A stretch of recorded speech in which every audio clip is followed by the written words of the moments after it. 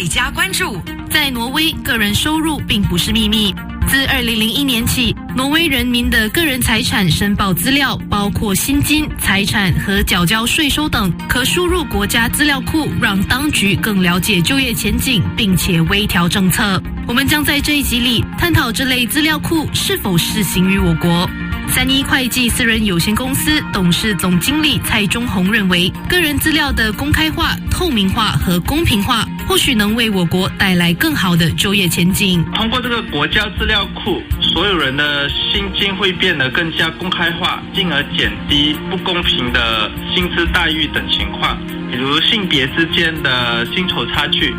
或者本地人与外国人之间的薪酬差距，雇主必须认真看待这些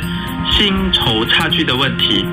才可以更好地留住这些人才。除了就业前景以外，他也指出国家资料库的其他用途。准确的资料库可以让人民一起举报潜在的逃税行为，企业也可以更容易地核实他们正在招聘候选人的薪资，比如知道他们最后一份薪水在上一份工作是多少。慈善机构还可以通过这个资料库更容易的去识别低收入族群，并向他们及时的提供援助。不过蔡中宏强调，这类国家资料库存在着一定的风险，例如个人隐私的泄露、犯罪活动和社会误解等问题。在我国，人力部每年针对几万户家庭展开全面劳动力调查，以收集我国劳动人口的就业和失业情况，以及其他经济方面的数据。官委议员特斯拉博士指出，目前政府必须将各个机构的数据综合在一起，以断定个人工作和薪水。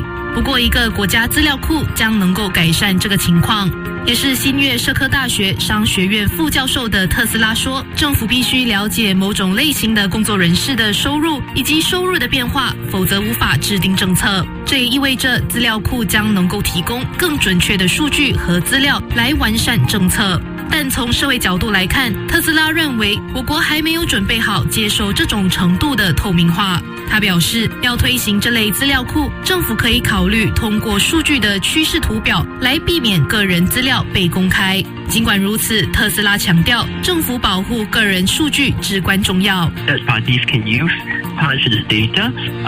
for research or for market purposes,